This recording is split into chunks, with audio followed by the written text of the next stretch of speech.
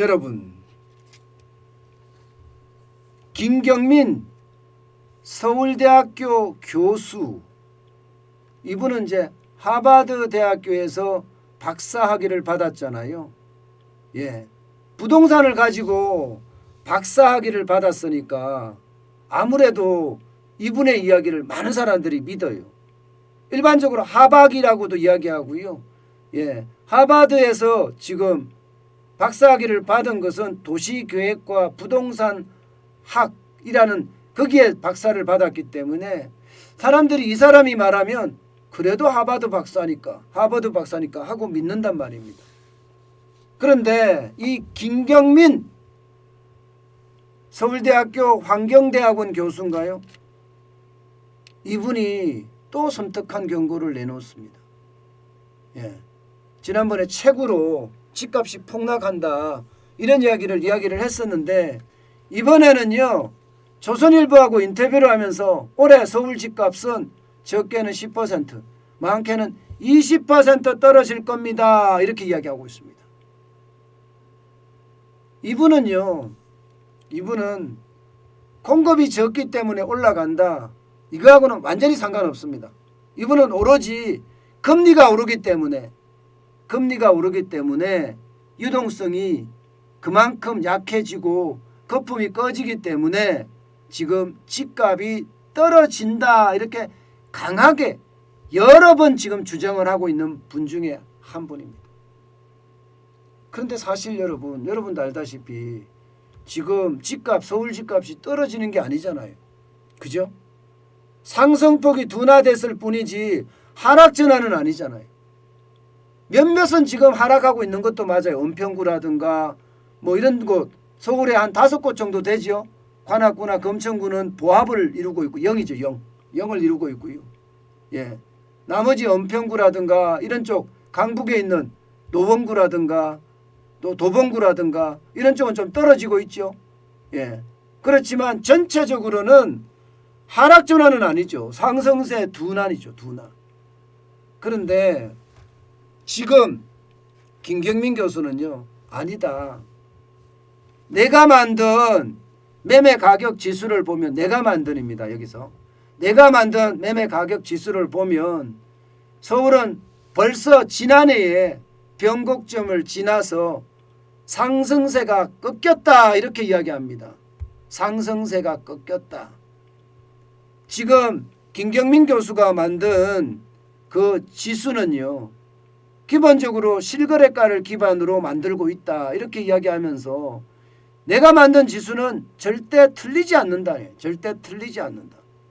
예, 그렇게 이야기하면서 지난해 10월에 변곡점이 지나서 꺾여고 지금 이대로 가면 집값은 떨어질 수밖에 없다. 이렇게 이야기합니다. 그러면서 그 근거를 첫 번째 근거가 이거예요. 거래량이 역대 최저가 아니냐.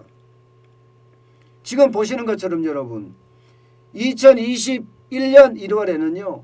서울의 아파트 거래량이 5,795가구였습니다. 그런데 지금은요. 10분의 1 수준으로 떨어졌어요. 12월에 567가구입니다.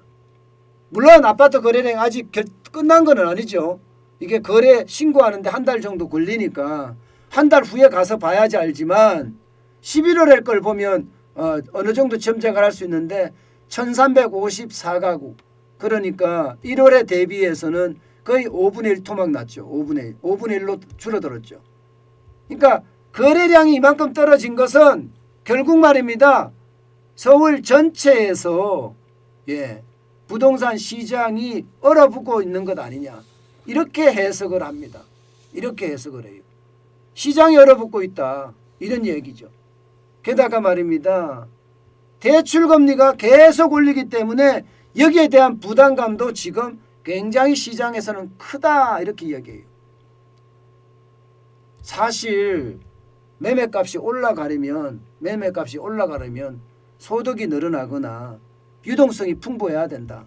그런데 둘 다 지금 힘들다. 둘 다. 소득이 늘어나기는커녕 오히려 줄어들고 있고 유동성은 금리를 인상시키면서 계속 줄여갈 거다. 정부가 푸는 거와 상관없이 계속 줄여갈 거다 이렇게 이야기를 하거든요. 당장 기준금리가 1.5%까지 올라가면 서울 집값은 10에서 17%가 떨어지고 2%까지 올라가면 13%에서 20%까지 떨어진다 이렇게 이야기하고 있습니다. 여기에다가 세 번째 근거가 서울에서 먼 곳 수도권 집값이 떨어지는 것 아니냐. 예, 이게 일반적으로 집값이라는 게 서울이 오르면 수도권이 덩달아서 오른다. 왜냐하면 서울에서 집 사고 싶은 사람들이 못 사서 수도권으로 가기 때문인데 지금 수도권들이 뭐 시흥을 비롯해서 성남, 안양, 수원, 광명, 화성까지 다 떨어지고 있는 판이니까 집값이 지금 떨어진다는 전제가 시장에는 깔려 있는 것 아니냐.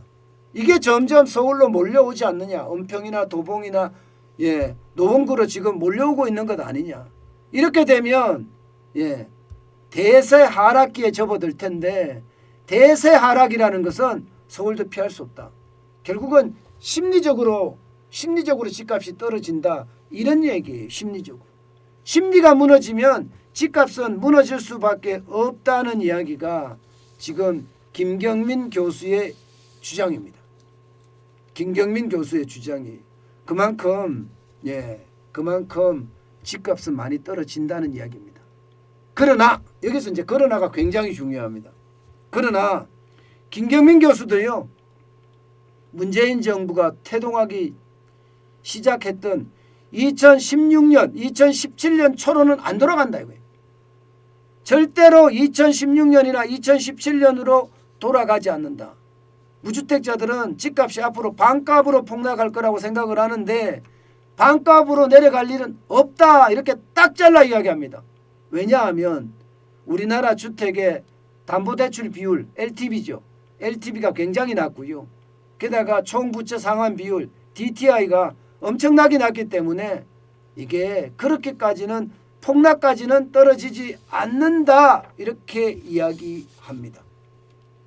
어쩌면 말입니다. 김경민 교수의 이야기는 완전 폭락이 아니라 10%에서 많게는 20%까지 간다는 거예요.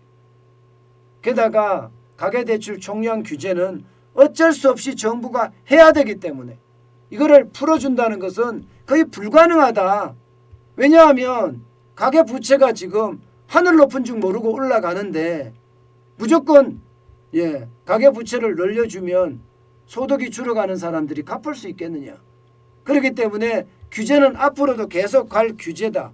그렇기 때문에 결국은 규제는 계속 갈 거고 금리는 계속 올라가고 그러면 유동성은 더 낮아지고 유동성이 낮아지면 낮아지는 만큼 집값도 떨어질 수밖에 없는 거다. 이렇게 이야기하고 있는 겁니다.